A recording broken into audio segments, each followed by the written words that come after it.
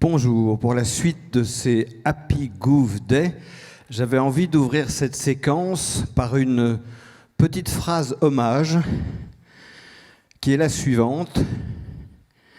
Choisis bien les mots que tu utilises car ils créent le monde qui t'entoure.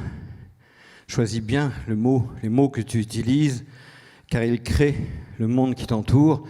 Je me suis permis cet emprunt à la culture Navarro, une manière de les remercier de leur partage de tout à l'heure.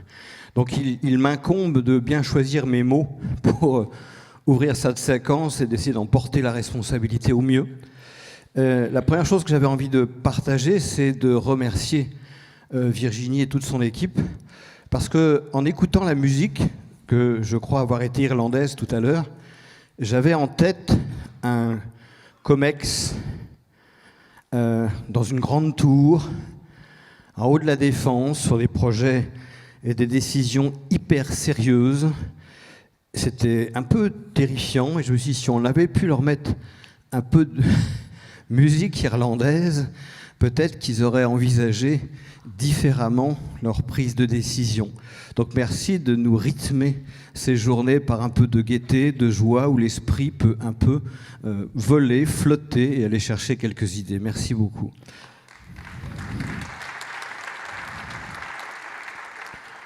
Alors la question de la gouvernance, j'ai un peu réfléchi à ce que j'allais vous partager avant d'accueillir nos invités.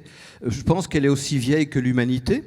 J'imagine que quand deux êtres humains, voire peut-être même deux animaux, mais je connais moins, mais en tout cas deux êtres humains se croisent avec un besoin commun de manger, de survivre au coin d'un arbre, ils se sont déjà demandé comment ils allaient faire pour que ça se passe bien entre eux.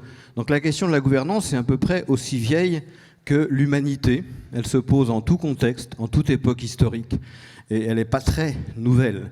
C'est nouveau qu'on en parle comme tel, mais ce n'est pas très nouveau qu'on se pose cette question. Alors si les questions sont toujours les mêmes, c'est quoi? C'est décider ensemble, c'est gérer des tensions et des conflits, c'est essayer d'avoir une stratégie, que ce soit pour chasser le roc ou pour développer des marchés, c'est essayer d'éduquer, educere, faire surgir le meilleur des talents de ses collaborateurs. Ces questions-là, on les trouve, je suis sûr qu'on les trouverait dans d'autres termes chez nos amis Navarro, comme on les trouve dans les entreprises. Donc c'est exactement les mêmes questions en tout temps, en tout lieu et en tout espace. Par contre, il y a trois choses qui changent peut-être dans la manière de les appréhender. La première chose, ça va être le contexte. Vous avez tous entendu parler de cette expression, la nécessité fait loi.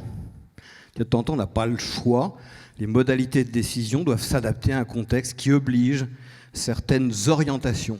Quand on regarde dans l'histoire, par exemple dans les mines de charbon, dans le nord de la France, des hommes, plus souvent des hommes que des femmes, mais aussi des femmes illettrées qui venaient des campagnes pour lutter, pour faire face à la difficulté du travail dans les mines, aux dangers, ont inventé des systèmes sociaux que nous utilisons encore aujourd'hui, les mutuelles et les scopes. C'est-à-dire que dans la difficulté, dans la nécessité, ils ont fait émerger ces systèmes de gouvernance face à la difficulté.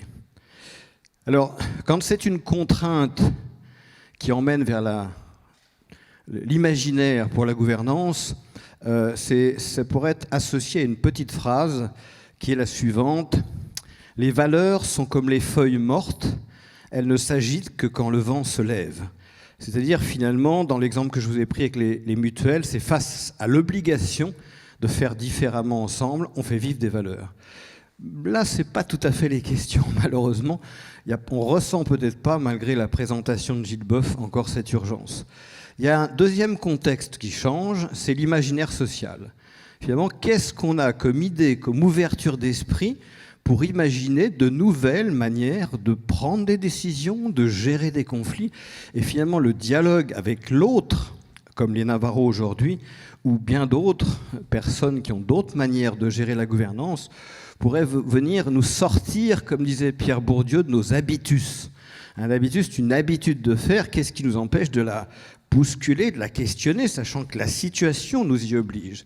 Donc quel est l'imaginaire social que nous avons? Et aujourd'hui, on se rend compte qu'il est bien maigrelet, bien tristounet, et que de l'ouvrir en créant ces espaces de rencontre où on nomme les choses, les questions de gouvernance, pour quel enjeu, C'est génial. Merci les génies de le faire. Il se dit que pour que quelque chose existe, il faut le nommer. Voilà. Enfin, la dernière chose qui change pour réinventer ces questions de gouvernance, c'est la question du nous, du faire société. Dans les premiers instants de la vie, on est souvent très égocentré.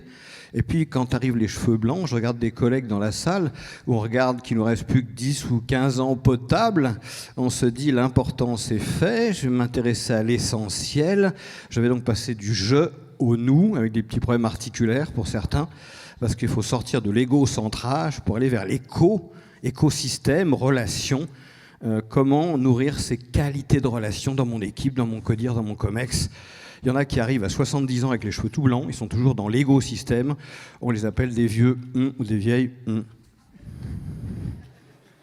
Ouais, ça reste entre nous. Hein. Alors, il y a un géographe français qui est mort en 1905, qui s'appelait Élisée Reclus, qui a parlé de période de régret dans les gouvernances et de période de progrès. C'est-à-dire que si on a un peu conscience qu'on ne pourra développer aucune activité, aucun business, aucune activité humaine hors de notre territoire, c'est les travaux du sociologue Bruno Latour, on n'a rien compris. Et les Navarros sont un exemple magnifique de relation au territoire. Notre écosystème ne peut être hors sol. Voilà. Si on n'a pas compris l'interdépendance, si on n'a pas compris finalement l'importance des valeurs, elles sont marquées sur le fronton de nos écoles et de nos mairies, mais on a parfois du mal à les descendre dans notre réalité quotidienne. Si on n'a pas confiance, et si on ne donne pas confiance pour y aller, eh ben, d'après ce géographe, boum, boum, boum, boum, on descend dans les périodes de regret, repli, déséquilibre majeur, dysfonctionnement. Si on a conscience, finalement, de la vie en nous, nos écosystèmes, nos valeurs, le sens, alors là, on va partir peut-être dans des moments de progression sociale. Dans l'histoire, il y a plein d'exemples où quand on a réussi à réouvrir le dialogue, on a été géniaux pour inventer, parce que l'homme est comme ça, les grandes réponses aux défis auxquels on était confrontés. Finalement, c'est assez simple. Et si on se parlait ? Donc merci de nous ouvrir des espaces où on peut se parler. Avant de vous présenter nos invités exceptionnels pour aborder tous ces sujets, je voudrais juste inviter 2 personnes, 3 exactement. Le premier s'appelle, j'ai un de ses petits livres, John Maynard Keynes. Ça vous dit quelque chose ? C'est faiblard. Donc c'était un économiste qui a été connu pour ses théories interventionnistes, où l'État intervient dans le champ économique, entre autres. Et il a écrit un petit livre en 1931. Petit livre qu'il écrit en 1931, donc un économiste qui s'appelle « Lettre à nos petits-enfants ». Donc on peut imaginer que c'est vous, les petits-enfants. Donc c'est une lettre pour vous. Alors, il y en a 70 pages, je ne vais pas tout vous lire, je vais vous prendre juste un petit extrait, rien que pour nous. Page 19. Donc on est en 1931. Le jour n'est pas si éloigné où le problème économique se tiendra à sa vraie place, sur la banquette arrière de la voiture. Et où notre cœur et notre esprit seront occupés, ou plutôt réoccupés par nos vrais problèmes, ceux de la vie et des relations entre les hommes, ceux des créations de l'esprit. Donc, en 1931, il s'adressait à vous. Les temps sont peut-être venus de s'intéresser aux vraies questions, ceux de la vie, des relations entre les hommes et ceux des créations de l'esprit. Ce qui est intéressant, c'est que c'est un économiste qui dit ça. Alors, c'est intéressant parce que dans le Figaro, ça m'arrive de lire le Figaro, il y avait un interview d'un ancien ministre de l'économie français, Alain Madelin, qui disait ça. « L'économie n'est pas tout. Nous avons perdu des repères essentiels, accumulé un déficit de vivre ensemble qui appelle la reconstruction de nos systèmes de valeurs. » Waouh, Alain, qu'est-ce qui se passe ? Alain. Donc, ça veut dire que quand on arrive à retoucher l'essentiel, on peut se préoccuper de comment remettre ce système de valeurs, comment reconstruire ce déficit de vivre ensemble, et dans une gouvernance, bien évidemment. Et il y a un dernier invité qui avait le cœur un petit peu aussi à Lyon, parce que ces 2 personnes-là parlent de relations. Et c'est super, ils ont raison. Une gouvernance qui n'a pas de relation entre ses acteurs, ça ne marche pas. Il y en a un dernier qui rajoute le dernier invité qui nous manque, c'est Michel Serres, qui disait « Nous sommes le monde, nous fonctionnons comme le monde, mais nous semblons l'avoir oublié. Il faudrait remettre le monde et la nature dans nos cœurs et nos pensées. » Donc on a à peu près la carte de route. retravailler les relations, repenser avec la nature et non pas contre elle, pas simplement les petits oiseaux et les fleurs, etc., mais les principes de la vie. Et là, peut-être qu'on arrivera à réouvrir une route pleine d'enthousiasme. Vous savez, la racine du mot enthousiasme, c'est habité par le divin. Alors on va mettre le divin de côté, habité par la vie. Finalement, si nous reprenons conscience de la vie en nous, tout est possible. Alors, pour aborder ce beau sujet, une première invitée qui m'a beaucoup touché, Annie, si tu veux bien nous rejoindre. Annie Rouleau, je vous demande de l'accueillir. Yeah! T'en prie, installe-toi, petit micro. Alors Annie, j'ai un peu appelé les invités, installe-toi, au téléphone pour préparer un peu cette table ronde. J'ai eu au téléphone, vous savez, des fois on a une espèce de, je vais vous le mimer, une bouffée d'enthousiasme. Je me dis, waouh, quel personnage. Alors il y a eu un bac finance, je crois, venu du monde de la finance, et puis un père qui t'a visiblement énormément transmis des gènes d'entrepreneuse et d'une certaine manière d'entreprendre, pardon. Et puis il y a une petite chose plein de choses, mais une petite chose que tu avais évoquée. Tu as dit à un moment, avec ton accent, mais je vais pas réussir à le faire, tu m'en voudras pas. Quand mon père, donc qui était entrepreneur aussi, toi tu as une entreprise de 15 salariés à peu près, et puis une centaine de personnes qui travaillent en sous-traitance autour, et on est au Québec, à côté, enfin à Montréal, sur une petite île là, qui est devant Montréal, voilà, pour situer géographiquement. Et donc quand son père avait besoin d'investir, vous riez pas, hein. C'est les banquiers qui venaient dans l'entreprise, et de ce que tu m'as dit, ils regardaient s'il y avait de la poussière dans l'établi, sous-entendu on peut imaginer si ça tournait, et si les collaborateurs souriaient. Et puis tu m'as parlé de maintenant, toi, sa fille, quand tu as besoin de sous, comment ça se passe? Et qu'est-ce qui a changé entre ton père et toi? Bien là, aujourd'hui, on me demande, c'est quoi mes 3 ratios financiers? Bonjour, Madame le ratio. Oui. Là, mon entreprise, finalement, est conçue de 3 ratios, d'endettement, d'équité. On ne sait pas ce que je fais, on ne sait pas où je m'en vais, on ne sait pas comment je le fais et qu'est-ce que je produis. Puis, contrairement à mon père, où je voyais que toute la finance, le monde financier était là pour supporter l'économie, aujourd'hui, je le vois. Ça, c'est une vraie inversion. C'est une inversion. Puis il y en a une deuxième que tu m'as évoquée, tu disais mon père ou mon papa, en fait, c'était un acteur du territoire incroyable. Je crois même me souvenir que tu disais qu'il faisait le Père Noël, ton papa.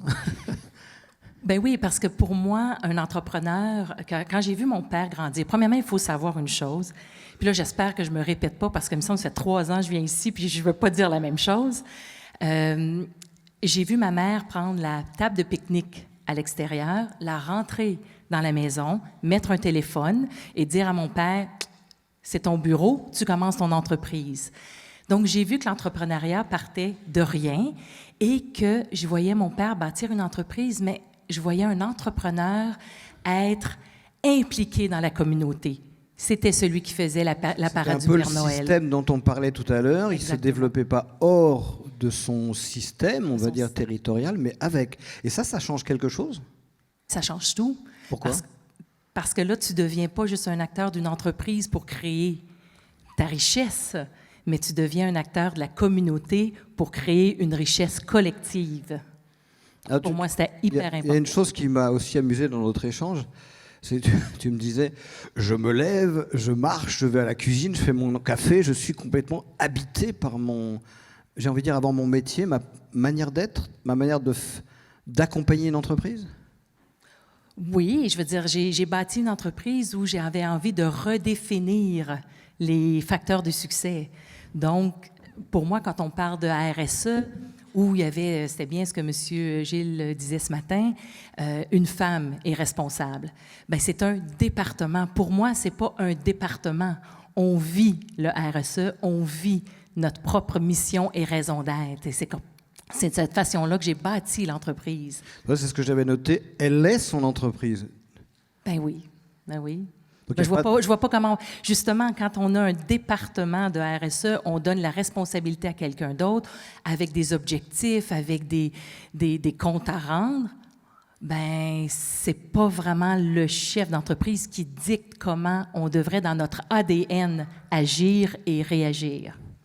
Et tu me disais, le cœur et l'esprit devraient reprendre le dessus pour une gouvernance plus adaptée à nos enjeux. Qu'est-ce que tu voulais dire par là?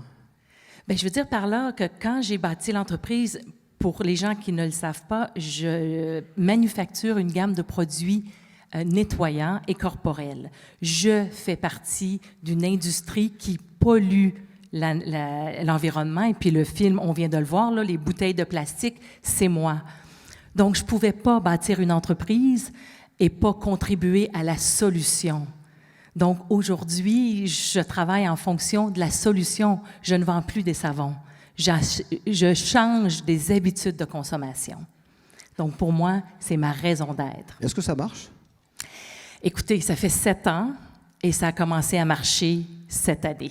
Yeah. Ça a pris 7 ans avant d'arriver à convaincre les gens. Puis ici, j'ai des amis du Québec, Marie-Josée, j'ai Lucie, et j'aime revenir, mais ils sont témoins aussi que le changement de mentalité, ça a pris du temps, mais là, on le vit en accéléré, aussi accéléré que les courbes de Gilles de ce matin. Alors, peut-être une dernière question, c'est, tu es chef d'entreprise, on peut dire ça comme ça. Alors, quand je t'ai demandé si tu étais entrepreneur, tu as dit entrepreneur, pas entrepreneuse. Ouais. Ouais, non, d'accord. Non. C'est un petit débat en ce moment. C'est pas très grave. Non, mais je suis entrepreneur parce que c'est le seul métier que je sais faire. Donc, c'est de développer, c'est de créer, c'est d'imaginer une idée. Puis mon plus grand plaisir, ben, c'est de le voir grandir, se réaliser. C'était une manière de demander, est-ce qu'il y a une manière féminine d'entreprendre et de gouverner un projet ou une entreprise? Moi, je suis pas très là-dedans. T'es pas là-dedans. Non, je pense qu'on... Ça te chauffe pas? Non, ça me chauffe pas. on a probablement une manière différente, chacun, même entre femmes, on a des façons différentes de gérer. Mais je pense qu'on a tous le même envie de gérer d'une autre façon. Et alors, quand c'est un peu compliqué le matin, j'ai cru comprendre qu'il faisait froid au Québec, tu te lèves le matin, comme tout chef d'entreprise, tu as ton paquet de soucis, voilà. Qu'est-ce qui te fait tenir? C'est quoi ta flamme? Ma flamme, c'est d'être en mesure de bâtir une entreprise qui va au-delà du profit. Qu'on est en train de redéfinir justement les 3 P, comme Virginie disait, Profit, People, Planet, et de voir qu'on est capable de réussir. J'ai envie de léguer une entreprise qui est profitable. Il faut en faire de l'argent.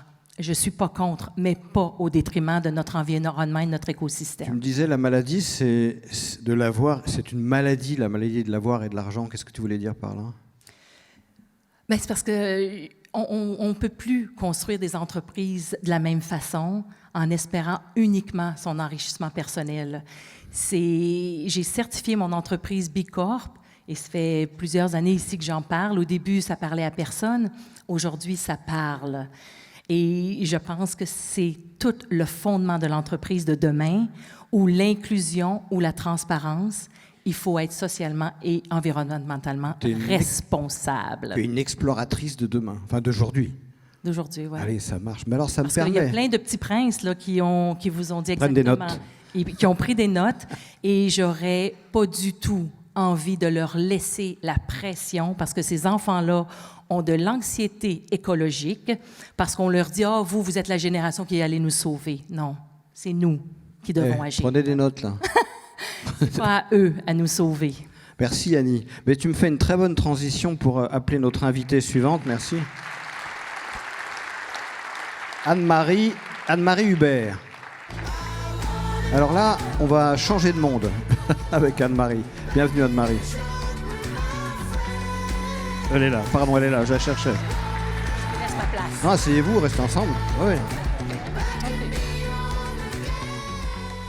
Anne-Marie Hubert, c'est ce que j'en ai gardé, hein, vous me reprenez. On plonge à bras raccourcis dans le monde de la finance, puisqu'Anne-Marie travaille dans ce milieu depuis de longues années au Canada, après un passage par Lyon d'ailleurs, je crois, dans un cabinet de renommée, Ernst & Young, c'est ça? Exact. Et il y avait eu donc beaucoup de consultants, beaucoup de missions, un grand champ de responsabilité, la finance. Et alors, vous me disiez au téléphone, en fait, aujourd'hui, les marchés financiers peuvent punir les entreprises. Qu'est-ce que ça veut dire? En fait, il y a une grande mouvance de fonds auprès des investisseurs.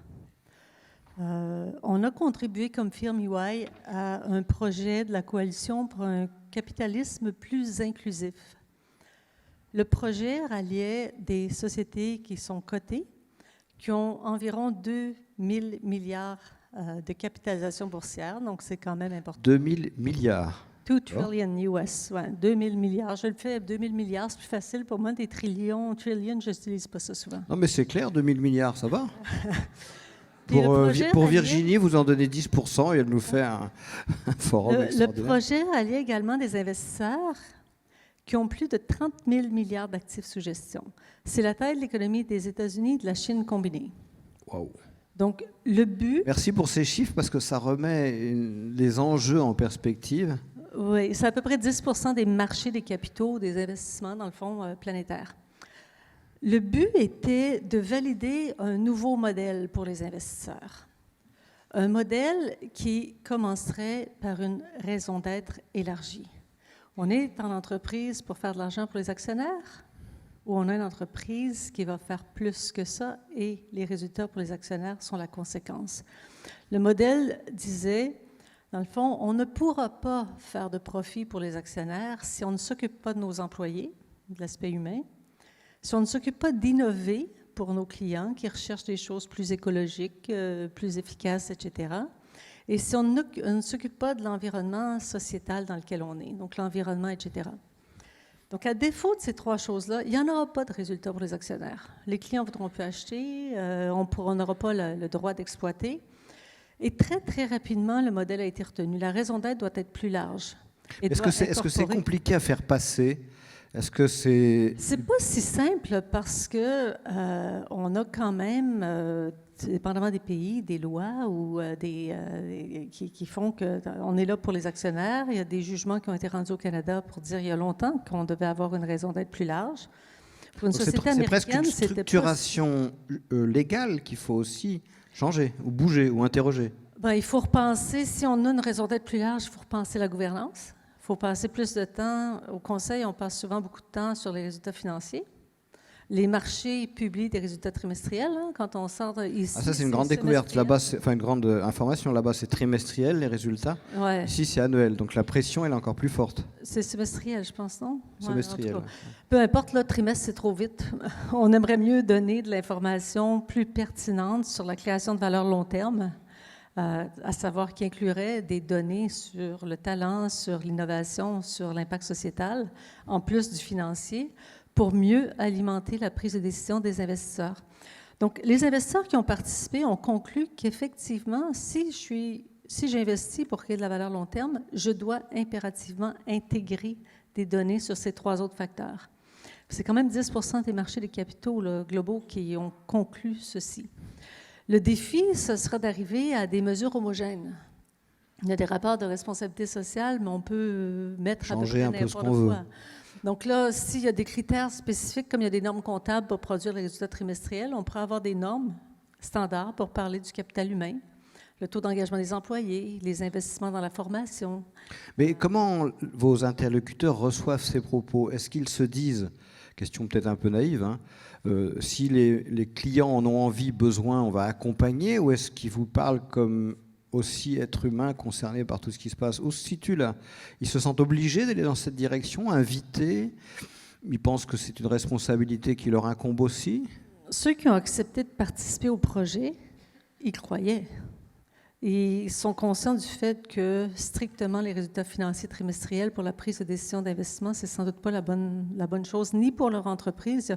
La plupart des PDG voudraient bien être capables d'investir dans le long terme, mais si au trimestre, mes résultats... C'est là qu'il y a l'idée, entre guillemets, de punir, punir peut-être un peu fort, mais en tout cas de sanctionner si les résultats ne sont pas bons. Et donc si les marchés financiers punissent systématiquement les résultats trimestriels qui sont moins bons parce qu'on a fait de l'investissement pour le long terme, on n'y arrivera pas. Si on arrive à transformer les marchés financiers pour intégrer des facteurs de création de valeur long terme, on va arriver à faire une différence. Puis il y a une grande mouvance. Mark Carney, le gouverneur de la Banque d'Angleterre, qui est un Canadien, a rallié 36 banques centrales pour travailler avec les investisseurs pour un modèle de gouvernance qui intègre des aspects de création de valeur long terme. Donc, il y a une mouvance. Vous êtes optimiste? Ben oui, je suis optimiste. Quand je vois 10 des marchés de capitaux qui concluent la même chose que nous, qu'on doit intégrer ces aspects-là, et qu'on voit les sociétés publiques qui commencent à le faire, qu'on voit une grande mouvance pour que toutes les firmes comptables et d'autres travaillent ensemble pour définir des standards communs. Quand je vois l'OCDE et plusieurs gouvernements dans le monde qui travaillent dans ce sens-là, ça prend plus de convergence pour aller plus vite. Il y a trop d'initiatives séparées, trop petites. Il faut quelques grandes initiatives dans le même sens pour y arriver plus rapidement. Vous me disiez au téléphone, si mes souvenirs sont exacts, que d'après vous, il y avait peut-être une façon féminine d'habiter la gouvernance. Quelle serait-elle, si vous aviez à la préciser? J'ose espérer qu'il y aura une façon humaine qui intégrera les hommes et les femmes, parce qu'ensemble, on va prendre de meilleures décisions, on va amener des perspectives différentes, puis on prendra de meilleures décisions. Donc, plus que féminine, je voudrais que ce soit une approche intégrée où les hommes et les femmes... Moi, j'ai des notes, donc je vais reprendre ce que vous m'avez dit, parce qu'elle ne me répond pas à ma question, ça m'agace. Non, je rigole. Vous m'aviez dit, et on ne parle pas de femmes ou d'hommes, hein, de principe, vous m'avez dit, le féminin s'intéresse peut-être plus aux modalités, au comment faire, et le masculin s'intéresse peut-être plus aux résultats, au quoi. Et là, j'ai trouvé ça intéressant, en reprenant la fin de votre phrase, de dire si on pouvait marier finalement comment on fait et qu'est-ce qu'on fait. Est-ce qu'il n'y a pas un enjeu qui est là? Oui, tout à fait. En fait, c'est encore une fois le combiné des deux. Oui, c'est important d'atteindre le résultat, mais quel résultat? Est-ce que le résultat peut intégrer la protection de la planète? Est-ce que le résultat peut intégrer l'innovation pour que tous puissent contribuer leur plein potentiel à la société? Est-ce que le résultat peut intégrer des aspects environnementaux et humains un peu plus larges? Effectivement. Donc, alors, qu'est-ce qui vous fait lever le matin quand vous allez en réunion, vous allez en avoir, je sais pas, 20 en face de vous, il va falloir convaincre. C'est quoi la flamme qui vous anime pour dire la gouvernance de demain, elle sera comment et j'y vais? Qu'est-ce qui vous porte? Je suis maman de 3 enfants, 3 adultes, 3 jeunes adultes, et puis je pense que eux et moi, et mes parents et mes frères, on a tous une responsabilité de faire les choses différemment. Et puis pour y arriver, on va devoir passer par un changement dans les marchés financiers. Puis j'ai le privilège de travailler dans une société qui y croit et qui est engagée avec ses clients à faire une différence. Merci beaucoup Anne-Marie, merci. Ce qui permet de faire une transition vers notre 3e invité. J'appelle de ça Hippolyte Dansou.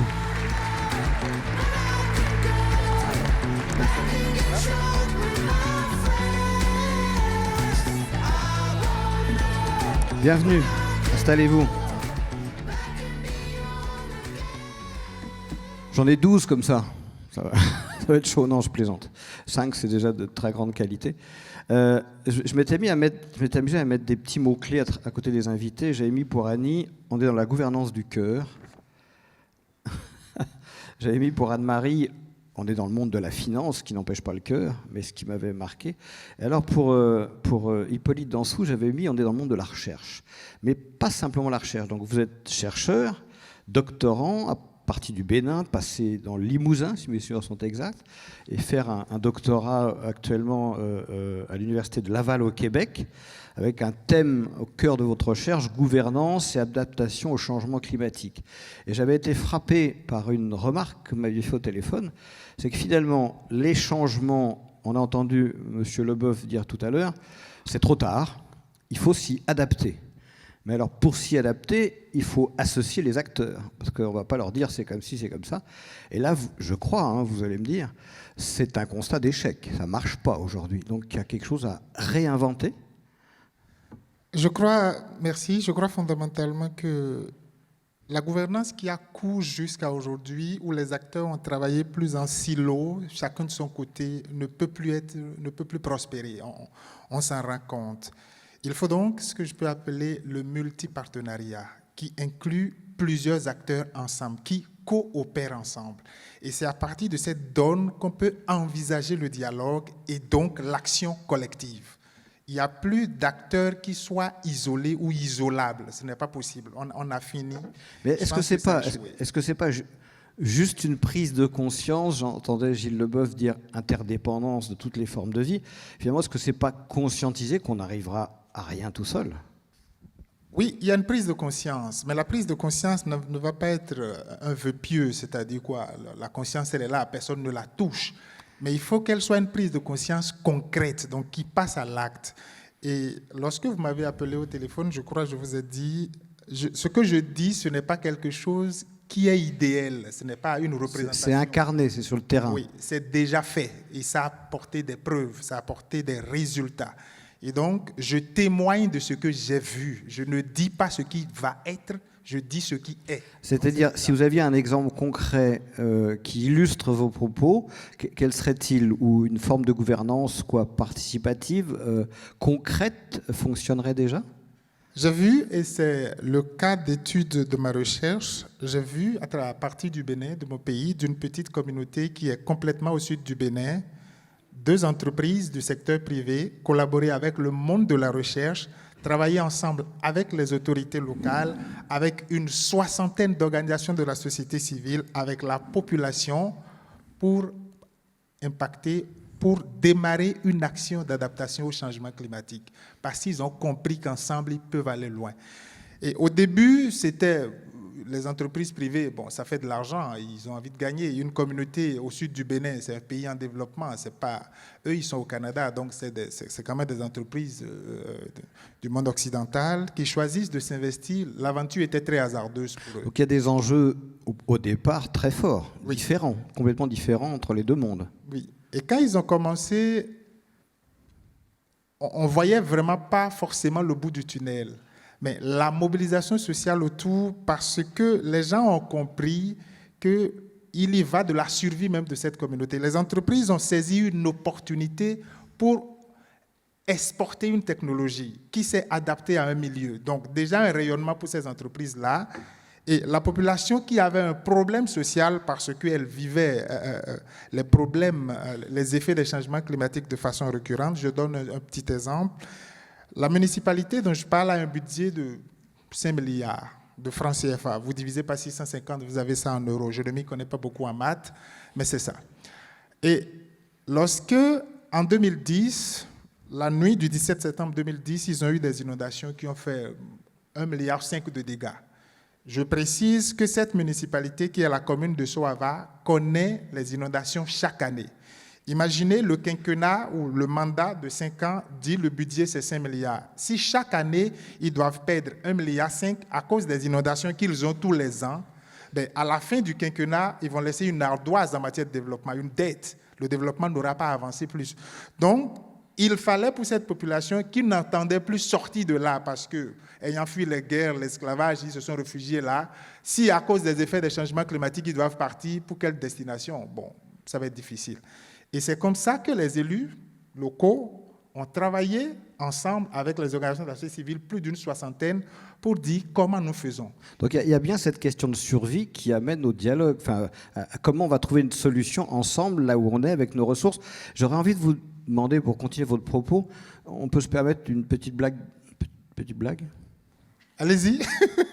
Non, mais j'aurais envie de dire, vos collègues français qui subissent les inondations, vous leur diriez quoi? Ben, c'est pas... Ça prend d'abord qu'il ne faut pas qu'ils se disent... Souvent, hier, j'ai entendu quelqu'un dire aux responsables politiques, qu'est-ce que vous prévoyez pour nous? Non. Qu'est-ce qu'on fait? Oui, c'est qu'est-ce que je fais et qu'est-ce que nous faisons? C'est cette question-là. Parce que lorsque vous dites, bon, vous les politiciens ou vous les autorités, là, que faites-vous pour nous? C'est comme, je deviens bénéficiaire passif. Non. Et le thème de bénéficiaire, j'aime pas parce que le bénéficiaire, c'est celui qui tend la main. Je deviens un acteur de la solution. Donc c'est ça l'un des enjeux, c'est on parlait de territoire tout à l'heure, sur ces lieux de vie, on ressaisisse notre responsabilité collective? Surtout, et que ça collabore à tous les paliers, que ce soit les hommes politiques, la société civile, le secteur privé, la population en général. Tout le monde doit se sentir partie prenante. Est-ce que vous pensez qu'en France, on est encore un peu trop confortable? Parfois, les discours sont très loin de la réalité. Le message est clair. Merci beaucoup, Hippolyte Dansou, pour ce témoignage. J'appelle notre 4e invité, avec beaucoup de joie, Danny Shilton. Si Danny veut bien nous rejoindre.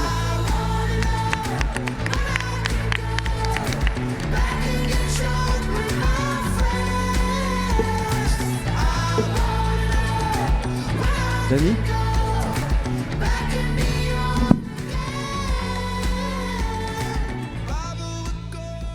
Alors Danny, pareil, vous avez compris que je les ai tous appelés au téléphone. Quand je l'ai appelé, j'ai eu une espèce de grande bouffée d'air frais qui a traversé WhatsApp. Et j'ai vu un monsieur dans la neige. Et je me suis dit, oh là là, là c'est un autre monde, c'est pas autre chose. Donc Danny est le coordonnateur du secrétariat au territoire pour le Conseil de la Nation Atikamekw. J'ai pas trop dit de bêtises ? C'est bien, ça va. Je crois que c'est une communauté... alors, dans notre monde moderne, on a eu beaucoup de mal, et on a toujours beaucoup de mal à désigner ces autres-là. Je me mets à la place du français que je suis, archaïques, primitifs, sous-développés, autochtones, pas trop ce que ça veut dire. Voilà, on a eu du mal à désigner ces communautés humaines, dont je vous rappelle qu'elles ont les mêmes problématiques. Vivre ensemble sur un territoire, vivre pas trop bien, pas trop mal, éduquer ses enfants et trouver la manière de partager le commun, c'est-à-dire la ressource. Voilà. Donc ils ont ces questions-là, mais sans doute, de par votre culture et votre histoire, vous avez une autre manière peut-être d'y répondre, un peu comme nos invités navarros tout à l'heure.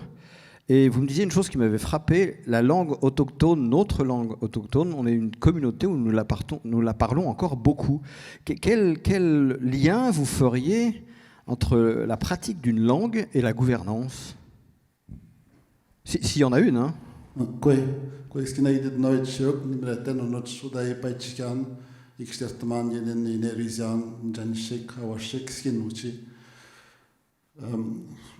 Je vais traduire. Bonjour tout le monde, je suis très honoré d'être ici aujourd'hui. Je suis très fier de représenter ma nation, les Atikamekw, et surtout les enfants de ma nation. C'est un peu comme leur représentant, c'est de cette façon dont je me sens. Et pour répondre à votre question, notre langue, la langue Atikamekw, figure au premier rang à travers le Canada pour la plus vigoureuse. Je m'explique, c'est que la plupart des langues autochtones disparaissent peu à peu avec la mondialisation, l'Internet et toute la modernité. Fait que le français et l'anglais prennent le dessus sur les langues autochtones.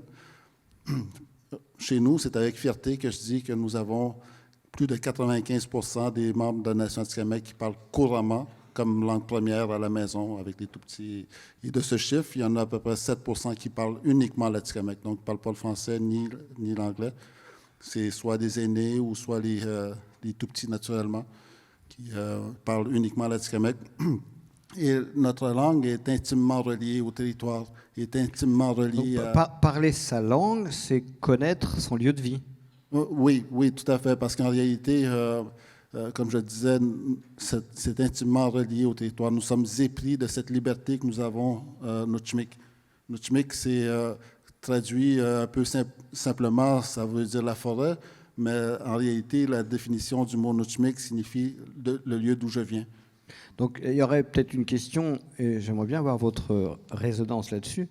Peut-on vraiment imaginer, et vous m'aviez dit, notre gouvernance n'est pas comme la vôtre, moderne ou occidentale, pourrait-on, d'après vous, imaginer une gouvernance qui ne s'intéresse pas ou qui n'a pas une relation avec son territoire?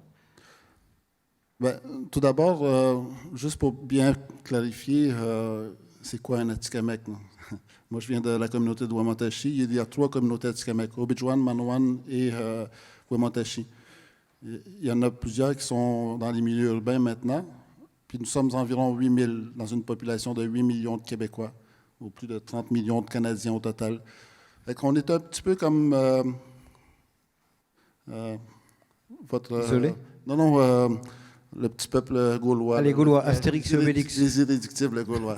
Ouais. Je ne pensais pas qu'ils avaient... Si, ils avaient été là-bas avec les Gloulous, c'est vrai, vous avez raison. On est tombé dedans quand on était petits.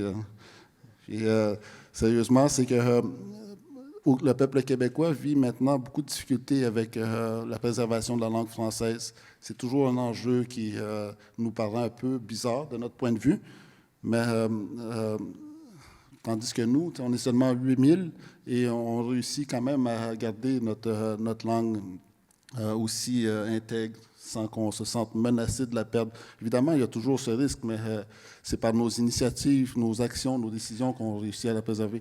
Et juste pour la première fois qu'on s'est parlé au téléphone, il a décrit dans quel environnement j'étais. Moi, je l'ai vu, il était coincé dans le transport ferroviaire. Aïe, aïe, aïe, je suis dénoncé.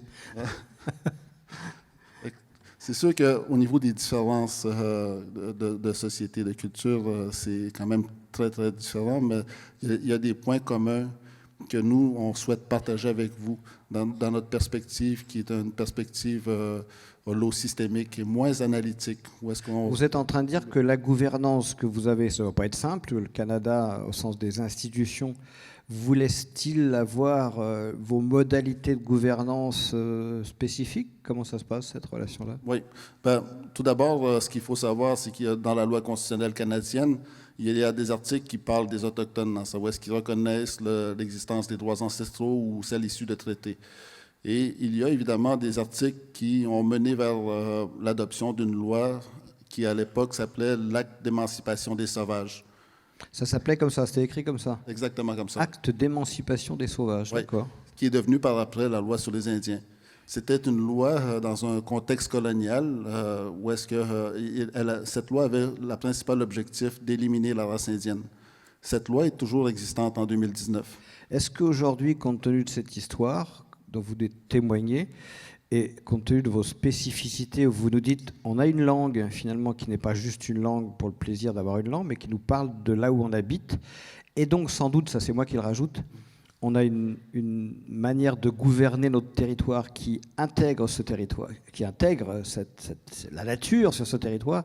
Est-ce que vous diriez, malgré tout, que vous êtes toujours disposé à nous partager des conseils sur la manière de gérer, de revenir vers ces modernes occidentaux pour nous partager des conseils ou des manières de faire? Tout à fait. En réalité... Vous n'avez pas trop de rancœur? Non, non, pas du tout. En fait, il faut reconnaître le fardeau de notre passé tout en refusant d'en être la victime. Vous pouvez la redire doucement? Parce qu'elle est intéressante, non? Vous pouvez la redire doucement? Il faut reconnaître le fardeau de notre passé tout en refusant d'en être la victime. Ouais, moi je... Et c'est pas une personne qui n'a pas de fardeau du passé qui nous le partage. Merci beaucoup. Donc quel conseil alors? Le monde change à tout instant. Et puis, c'est aujourd'hui nos interconnexions, nos interrelations qui font notre force. La confiance est extrêmement importante. Tout le monde sait que c'est tellement fragile de la perdre, cette confiance. Puis, nous accordons beaucoup trop de confiance à des choses qui n'ont pas vraiment un impact réel sur les générations futures. Il faut vraiment accorder notre confiance sur des bases d'intérêts communs et non sur les grands principes. Les intérêts communs sont ce qui peut nous permettre de bâtir quelque chose de solide. Les grands principes, nous allons toujours les respecter, puis c'est bien d'en avoir. Ça fait partie de notre conditionnement. Mais les intérêts communs, c'est ce qui nous permet de régler des problèmes, un peu comme sans avoir la prétention d'avoir la solution sur le problème qu'il y a en France au niveau des transports ferroviaires actuellement. Mais il semble avoir peu d'écoute entre les parties dans cet aspect-là. Puis l'identification des intérêts communs est très difficile quand il y a peu d'écoute. Est-ce que, chez vous, c'est un élément prioritaire? C'est le dialogue, finalement, la capacité à dialoguer? Le dialogue comporte quelqu'un qui parle et quelqu'un qui écoute. Et quand l'autre a fini, l'autre parle et l'autre écoute après.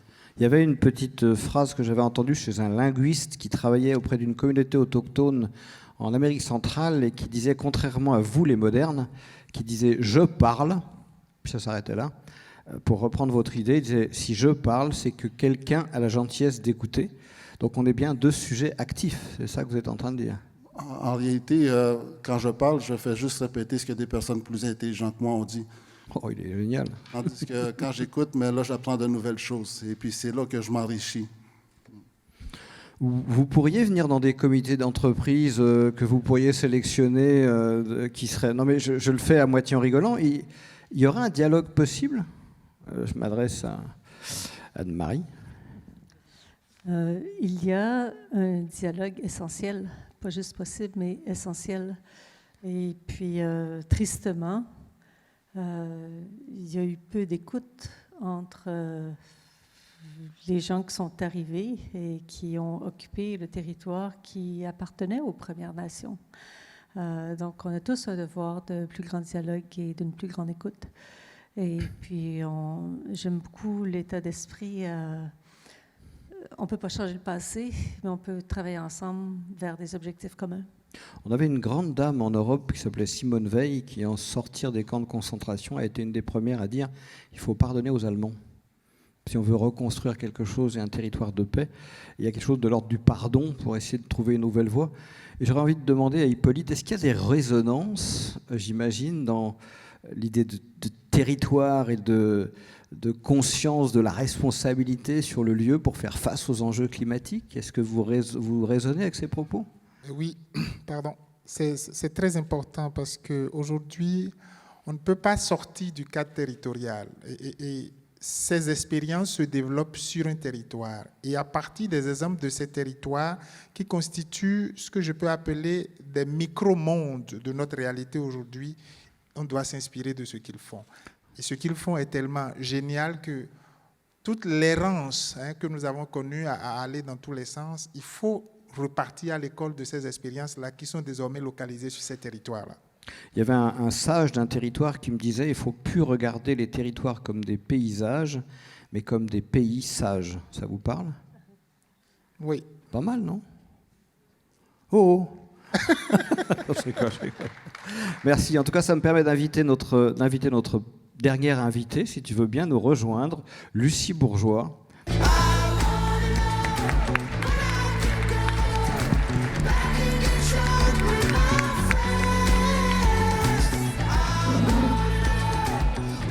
Comme vous le voyez, il y a quand même une délégation québécoise forte qui est venue nous rendre visite à Lyon. Merci à tous d'avoir traversé la Grande Mer. Alors Lucie, pareil, on s'est appelé, on a pris quelques nouvelles avant de préparer cette rencontre. Alors une fois, je l'appelais, elle était dans un bureau quelque part au Québec. Je l'appelle 2 jours plus tard, elle est au Bénin avec des grosses gousses de sueur où elle fait, je ne sais pas quoi, dans une ONG. Je l'appelle un 3e jour, elle est ailleurs. Je dis, mais c'est quoi cette... Et en fait, je me suis dit, vous savez, quand on fait une table ronde, on présente les gens. Je lui dis, elle est incroyable, cette multitude de facettes. Et je prenais le terme d'habitus tout à l'heure en citant Bourdieu, où à force de vivre dans un seul monde, on finit par croire qu'il n'existe que ce monde et quelque part notre esprit se rétrécit dans nos capacités. Alors ça, c'est l'inverse. Là, j'ai un phénomène inverse. C'est une espèce de manière d'embrasser le monde assez phénoménale. Merci d'être là, Lucie. Est-ce que tu dirais que cette ouverture au monde t'inspire ou te nourrit pour envisager ces questions de gouvernance? Moi, ça me nourrit énormément et puis je me trouve extrêmement chanceuse. J'ai énormément de gratitude, en fait, d'avoir la possibilité de travailler avec des gens qui sont de tous les milieux, que ce soit des entreprises privées, des petites, des moyennes, des grandes, dans différentes géographies, des ONG, des mairies, des gouvernements. Qu'est-ce que tu fais dans les ONG? Bien, en fait, ce qu'on fait, nous, c'est on conseille les entreprises à comment s'engager socialement, mais on fait également des partenariats multisectoriels. Donc, on fait des partenariats. Ça rejoint un peu les propos qu'on évoquait tout à l'heure avec Hippolyte. Effectivement, d'ailleurs, un des partenariats est effectivement également au Bénin. Et en fait, on regroupe exactement des entreprises privées, des gouvernements, des OBNL, des ONG, des mairies. Et en fait, ce que je trouve extrêmement, ce qui nous nourrit, en fait, c'est de s'élever, en fait, d'élever nos consciences au-delà de nos propres intérêts. Et c'est justement en rassemblant ces gens-là, en parlant à ces gens-là sur leurs intérêts, leurs motivations, leurs craintes sur le futur, leurs préoccupations, et en créant ce dialogue avec tout le monde, qu'on est capable de trouver, en fait, une raison d'être qui dépasse tout ça. Et quel effet ça te fait, toi qui es une multi-voyageuse dans la tête et dans le corps, d'écouter toute cette diversité de témoignages? Bien, je trouve ça extrêmement inspirant parce qu'en fait, ce qu'on se rend compte quand on écoute les gens, c'est qu'on est humain. Chaque personne a envie de rêver à quelque chose de plus grand. Chaque personne a envie de bien faire les choses, qu'on parle d'environnement, qu'on parle de gouvernance, qu'on parle d'humanité au sein même des entreprises. Quand on parle aux individus, on se rejoint.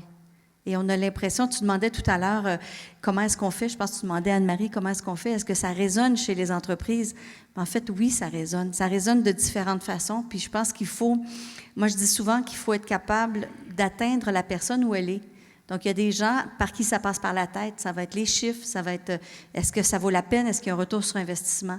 Il y en a que ça va être le cœur, j'ai envie de donner, et puis où j'ai envie de contribuer. Puis il y en a que ça va être carrément qui ils sont. Je regarde Annie parce qu'en fait, c'est tellement imprégné en fait dans qui tu es, c'est ton âme, ton entreprise. Donc, pour moi, il faut rejoindre les gens. Là, je parle des entrepreneurs, mais c'est la même chose avec des politiciens, c'est la même chose avec des gens des ONG.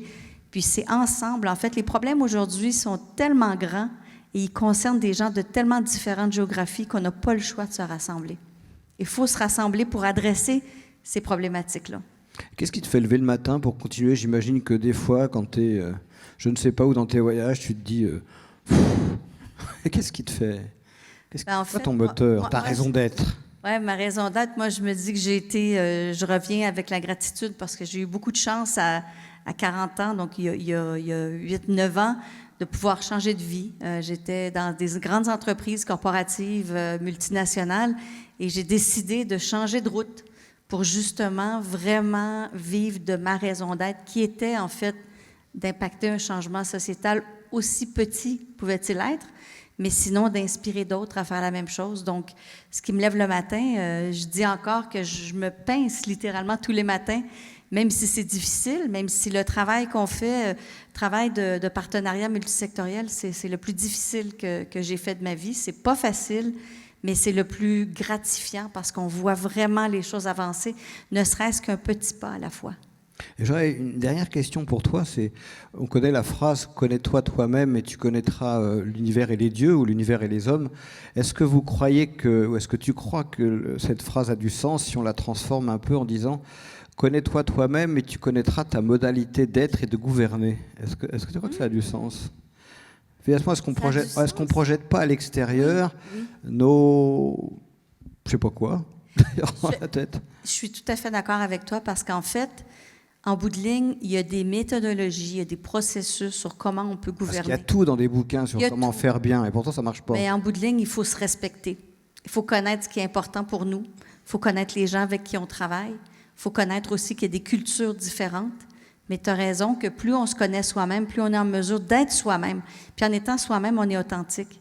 Quand tu es authentique et que tu es véridique, ça paraît autour de toi. Les gens ont envie de travailler avec toi. Les gens te font confiance. Et c'est de cette façon-là. Donc, j'aime vraiment ce que tu dis. Je ne l'avais pas entendu. Je trouve que c'est une belle façon de le voir parce qu'au lieu d'essayer d'imiter les autres, c'est de trouver sa façon, mais qui est authentique. Je me suis inspiré des propos de notre invité. J'ai repris un monsieur qui disait « Sois le changement que tu veux voir à l'intérieur, que tu veux voir à l'extérieur ». Je crois que c'était Gandhi. On est un peu dans cette expression-là. Si on ne change pas, nous, nos manières de faire, c'est ce que tu nous expliques en disant « J'ai eu mon propre changement de vie ». Oui. Et alors, j'aurais une petite question pour le dessert, que je vous poserai bien à tous. Comme Virginie et toute son équipe formidable va forcément faire une 4e édition, vous aimeriez, vous rêveriez qu'on se retrouve dans une année, peut-être au Québec ou je ne sais où, et de quoi vous rêveriez sur ce sujet de gouvernance? Qu'est-ce qui se serait passé en un an qui vous ferait dire « Ah ouais, on n'a pas fait que parler à Lyon, il y a quelque chose qui s'est mis en place ». Ce serait quoi? Les aborigènes disent que notre problème, les hommes et les femmes civilisés, c'est notre rêve. C'est-à-dire qu'en fait, comme notre rêve, il est zarbi et pas très sexy, ben on développe des trucs zarbi et pas très sexy. Donc ils nous disent « Changez votre rêve ». Alors allons-y, on a quelques minutes. Ce serait quoi votre rêve? Et je laisse celui qui a son rêve ou celle qui a son rêve prêt le plaisir de le partager. Une beaucoup plus grande proportion d'investisseurs investiraient dans la création de valeur long terme et prendraient en considération l'impact humain, l'impact environnemental et l'impact innovation client dans la décision d'investir plus ou moins, de payer plus cher ou moins cher. Ça nous permettrait d'accélérer la transformation. Et quel est le levier sur lequel, à votre portée, dans votre champ de possibles, vous pensez pouvoir jouer pour accélérer ce mouvement? Le levier, il y a 280 000 personnes chez EY qui portent cette passion. qui ont un pouvoir d'influence auprès des organisations avec qui on travaille, qui ont un pouvoir d'influence auprès des clients avec qui on travaille. On entend bien quand même qu'entre ce qu'on imagine, je suis volontairement caricatural, les bureaux feutrés d'un cabinet de conseil et puis l'urgence climatique de sauver son lopin de terre, est-ce qu'il n'y a pas un petit décalage temporel ? C'est clair qu'il faut une transition. Je vais donner un exemple bien concret, là. Il y a une société en Alberta, c'est une partie du Canada qui produit du pétrole, donc sont présumés faire des choses pas propres. Une société qui engage plusieurs milliers d'employés et on décide du jour au lendemain qu'on ferme la production d'électricité au charbon. C'est beau, mais il faut quand même que le monde échauffe à moins 30 degrés Celsius. Là, hein? Il faut quand même qu'il se climatise ou qu'il se véhicule. Donc, c'est beau de vouloir cesser du jour au lendemain. Mais dans ce village, il y a 2000 employés qui n'ont plus d'emploi. Le village n'est pas trop gros. Il n'y a plus de marché pour vendre leur maison. Ils peuvent bien avoir envie d'aller travailler ailleurs, mais ils ne peuvent pas vendre la maison. Donc, on a créé, en décidant du jour au lendemain de cesser la production de charbon, c'est 8 000 employés qui ont été touchés, 8 000 employés qui n'ont plus d'emploi, qui doivent apprendre quelque chose de nouveau, qui doivent potentiellement déménager pour refaire leur vie. On a créé des désastres humains épouvantables. Tu n'es plus capable de payer ta maison, tu n'es plus capable de faire l'épicerie, tu n'es plus capable de chauffer, tu perds tes actifs, puis tu n'as pas beaucoup d'espoir. Donc, des problèmes sociaux, des problèmes de consommation, de violence conjugale. On ne peut pas faire ça du jour au lendemain sans prendre en considération le volet humain quand on dirige une entreprise. La bonne décision pour l'environnement, mais il fallait peut-être le faire un peu plus doucement. J'entends qu'on ne peut pas faire ça vite, mais finalement, est-ce que c'est pas ce que vous... Est-ce que vous n'auriez pas intérêt à inviter nos deux amis dans Faux Conseil d'administration ? Parce qu'on ne peut pas comparer les gravités des situations, mais c'est déjà ce que vous faites. Moi, c'est très intéressant. La question que vous avez posée, c'est si on doit continuer, c'est quoi le rêve ? Je ne parlerai pas d'un rêve, je parlerai d'un témoignage. Parce que je vous ai dit tout à l'heure, c'est pas à venir, c'est déjà là. Donc, il vaut mieux saisir cette opportunité. Je parle d'opportunité salvatrice pour l'avenir. Et donc, Le multipartenariat, le partenariat multisectoriel, ne peut que nous porter la solution aux problèmes actuels que nous rencontrons au niveau de l'environnement, au niveau des solutions uniques et à sens unique qu'on a toujours prôné jusque-là. Donc, il faut du temps pour se parler. Surtout. Votre rêve ? Oui, en toute humilité, la sagesse des Premières Nations, des Autochtones doivent être utilisées pour les initiatives de demain. Ce que je veux dire, c'est qu'aujourd'hui, il y a beaucoup de réflexions que mon arrière-grand-mère m'a dit, que j'utilise maintenant dans mes propos et dans mes actions. Je parlais tout à l'heure de la confiance qu'il faut avoir entre nous, de la façon de se connecter aussi aux gens.